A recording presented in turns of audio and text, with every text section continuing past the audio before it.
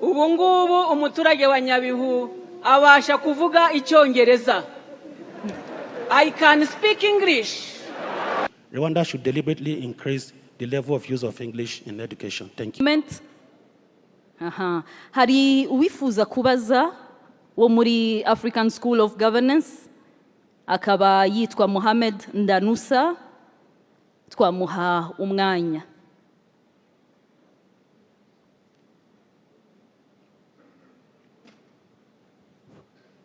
Good afternoon, Your Excellency. Ladies and gentlemen in the room, my name is Ndanusa Mohammed. I'm from Nigeria. I'm a student at African School of Governance.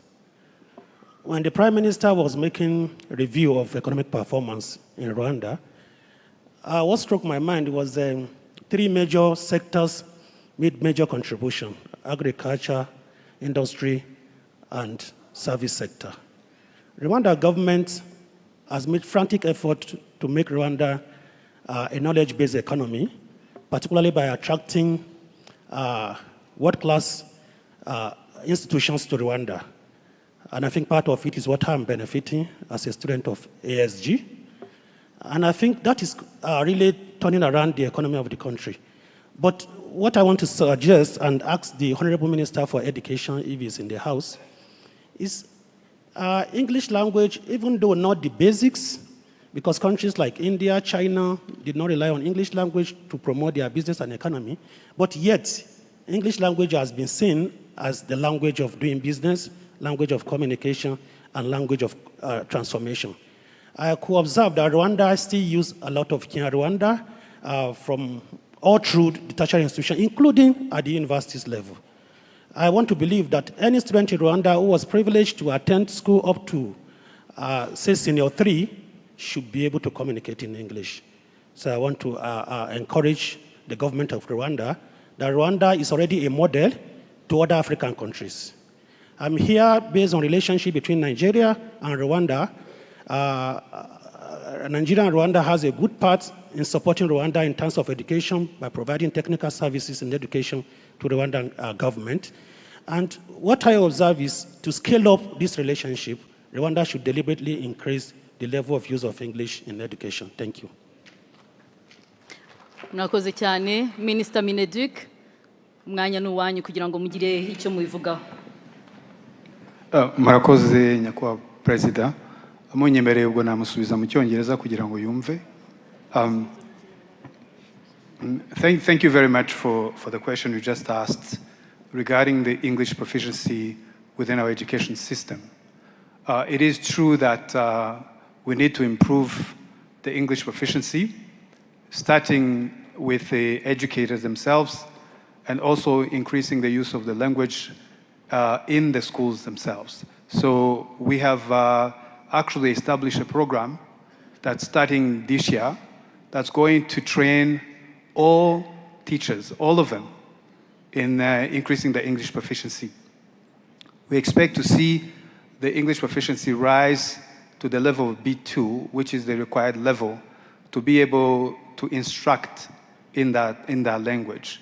So that is a known problem that we are working on, and we hope that this training, which is provided by the government of Rwanda to all teachers in partnership with the World Bank and the MasterCard Foundation, and that's going to raise the level of English, and hopefully in the next couple of years, it will translate to the increase of English competency within our students themselves.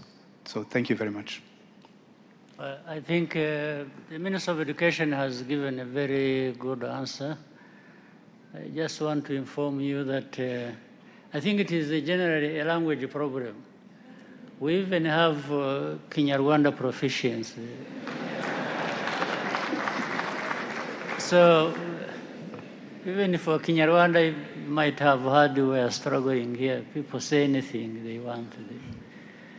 So, but we'll go with the Minister of Education and a very good answer he has given.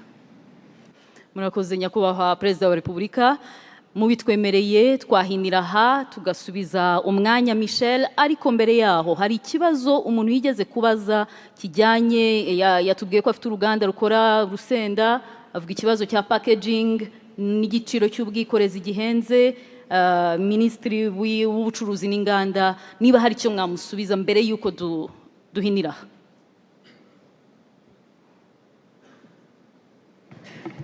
Murakoze Nyakubahwa Perezida wa Repubulika.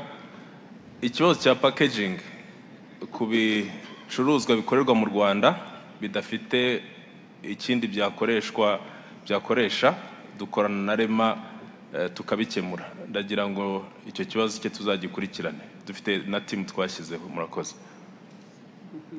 Murakoze cyane. Michel, umwanya ni uwanyu mbere y'uko tusoza inama. Murakoze Sandrine, ikiganiro cyacu natwe cyari cyasoje, nk'uko nari nabivuze kare, nagira ngo nongere mbyibutse, cyari kigamije kwiga ku iterambere ry'ubukungu rirambye, cyane cyane hashingiwe ku ruhare rw'inzego za leta zitandukanye n'abikorera. Numva rero nk'uko twabyumvise, hari abajene benshi bafite business ntoya zishakisha cash, nk'uko Minisitiri Telesfo yabitubwiye. Turakomeza gushyira hamwe, dufatanye kugira ngo dukomeze kwiyubakira igihugu cyiza gifite iterambere rirambye. Numva twahinira natwe. Murakoze Nyakubahwa Perezida wa Repubulika, banyacyubahiro mwese Abanyarwanda, turabashimiye kuba mwaduteze amatwi. Murakoze cyane. Nk'uko Nyakubahwa Perezida wa Repubulika yabitubwiye, kwigira niyo ntego, niwo mugambi, nizo nshingano twese dufite. Tugiye kuva hano dusubire mu mirimo yacu ya buri munsi, ariko nyamuneka ibyo twaganiriye ntibibe amasigara cyicaro. Buri wese ahajya mu byabamo tugende dutekereza tuti, ese ibyo nkora birazana ibisubizo ku Banyarwanda cyangwa biradusubiza inyuma? Ngira nkugire rero, dufatane mu kiganza, duhuze imbaraga, dukomeze kwiyubakira u Rwanda twifuza. Mwakoze Nyakubahwa Perezida wa Repubulika. Umwanya ni uwanyu.